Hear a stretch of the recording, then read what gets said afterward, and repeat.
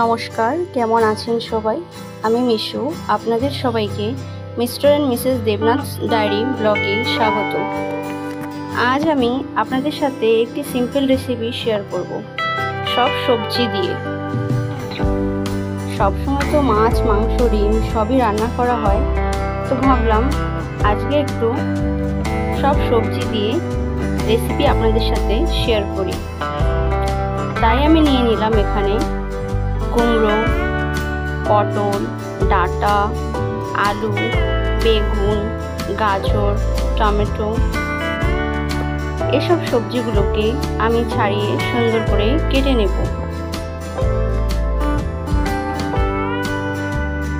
এই বটিটা দিয়ে আমার কাটতে খুবই এখন ভয় লাগে।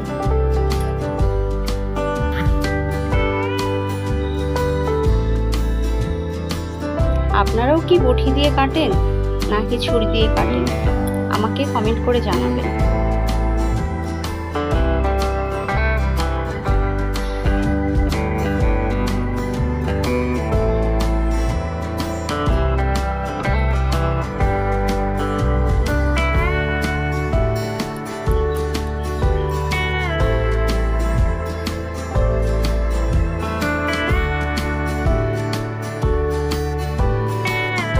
এই গরমের মধ্যে রোজ রোজ বাজারে যেতেও আর ভালো লাগে না, তাই ভাবলাম ঘরে যা সবজি আছে সেগুলোকেই আজকে একটু রেসিপি করে দিই।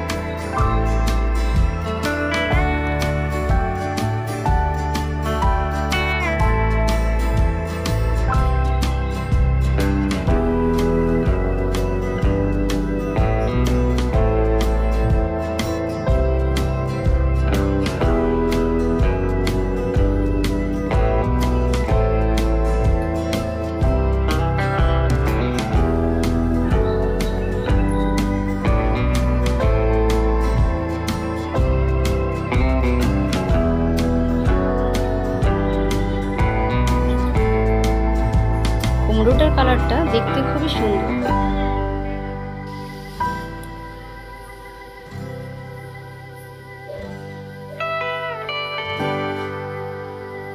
এই সবজিটা রান্না করতে বেশি কিছু মশলাও লাগে না, অল্প মশলাতে খুব সুস্বাদু হয়। আমি এখানে নিয়ে নিলাম কাটোয়ার ডাঁটা। আমি কাটোয়া দিয়ে আনিনি, বাজারেই পাওয়া যায় এখন কাটোয়ার ডাঁটা।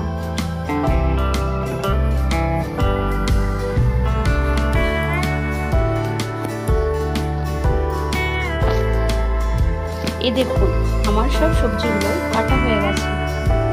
এখন একটা বাটিতে জল নিয়ে নেব। জল নিয়ে সব সবজিগুলো আমি ধুয়ে নেব ভালো করে।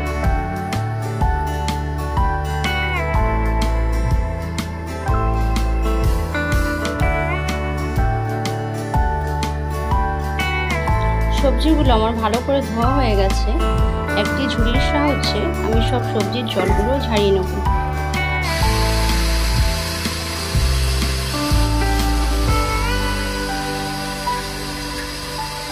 এখানে আমি গ্যাসটা চালু করে দিলাম, কড়াইটা বসিয়ে দিলাম, তাতে দিয়ে দেব পরিমাণ মতন তেল। আমি এখানে সর্ষের তেল নিয়ে নিয়েছি, আপনারা চাইলে যে কোনো তেল ব্যবহার করতে পারেন। তাতে আমি নিয়ে এলাম লঙ্কা, তেজপাতা আর পাঁচফোড়ন। এখানে আমি পাঁচফোড়ন সম্বার দেব।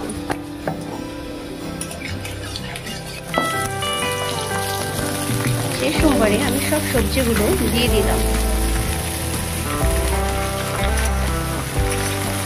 সবজিগুলো দিয়ে আমি ভালো করে নাড়াচাড়া করে দেব।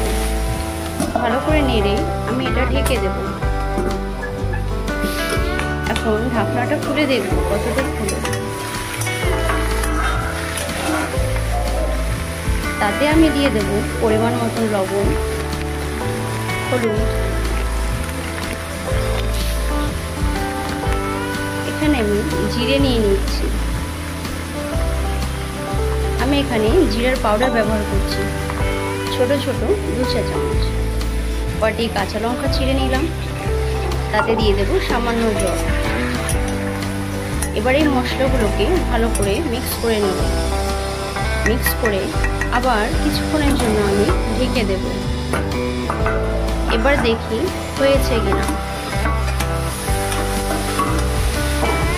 করে কষানো হয়ে গেল। তাতে আবার দিয়ে দেবো একটু জল। জলটা দিলাম কারণ এই যে ডাঁটা দিলাম আমি এখানে, আলু ডাঁটা এগুলো ভালো করে সিদ্ধ হওয়ার জন্য। নেড়ে ছেড়ে তাতে দিয়ে দেব 1 চা চামচ চিনি। এই তরকারিটা বেশি ঝাল খাওয়া যায় না, একটু হালকা মিষ্টি মিষ্টি থাকবে। এভাবে আমি নেড়ে ছেড়ে ভালো করে কড়াইটা পরিষ্কার করে নেব, তাহলে দেখতে সুন্দরও লাগে। ঢেকে দিলাম। কিছুক্ষণ পরে ঢাকনাটা খুলে দিলাম। বেশ তরকারিটা মনে হচ্ছে হয়ে এসেছে। এবার আমি দেখছি সব ঠিকঠাক সিদ্ধ হয়েছে কিনা। সব ঠিকঠাক সিদ্ধই হয়ে গেছে। এতে এবার আমি দিয়ে দেব ধনে জিরে। আমি আগে তেলে গুঁড়ো করে নিয়েছি, তাই সেই ধনে জিরে গুঁড়োগুলো আমি এখানে 1 চামচ দিয়ে দিলাম। আমার তরকারি রেডি হয়ে গেছে। দেখুন কত সুন্দর কালার এসেছে, দেখতে কিন্তু খুবই সুন্দর লাগছে।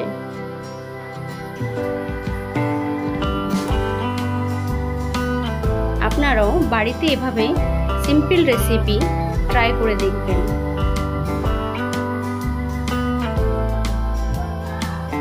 এই রেসিপিটা শুধু শুধুও খাওয়া যায়, রুটি দিয়ে হোক বা গরম ভাত দিয়ে হোক, ভালোই লাগে খেতে। এখন দেখি আমার কর্তামশাই কি বলে। আজকে রান্নাতে কি কি আছে? তুমি দেখো নিজে কি আছে, দেখো তো, বলো তো কি কি আছে। ভাত, উচ্ছে ভাজা, গোল গোল করে আবার পাঁপড়, ডাল। আর এটা কি বলো, এটা তুমি বলো। এটা 5 মিশালি তরকারি। হ্যাঁ, আচ্ছা তুমি যে ডাল খাবে, এটা কি ডাল বলো তো? কি পাতা এটা? কিসের পাতা পাতা দিয়ে করেছো? এটা কি বলো তো, এটা কি পাতা? কি পাতা এটা? হ্যাঁ, কিসের পাতা পাতা? কি পাতা এটা? এটা হচ্ছে পাট শাকের ডাল। সাবাস, পাট পাতার ডাল। হ্যাঁ, বাহ। কখনো খেয়েছো? হ্যাঁ খেয়েছি, মা করেছিল একবার। আচ্ছা, এবার আমার হাতে খেয়ে দেখবে তো কেমন হয়েছে। আচ্ছা দেখি, খেয়ে দেখবো তো নাকি? হ্যাঁ, খেয়ে দেখো। দারুণ, বাহ সুন্দর। আর 5 মিনিট একটু খেয়ে দেখি। বাহ, অসাধারণ। আচ্ছা সবই খেলে, উচ্ছে ভাজাটা একটু খেয়ে বলো তো কেমন হয়েছে, তিতা না মিষ্টি কেমন বলো? দিতেই হয়, কিন্তু যাক ভালোই হয়েছে। আচ্ছা চলো এবার আমরাও খেতে বসে পড়ি। সবাইকে অনেক অনেক ধন্যবাদ।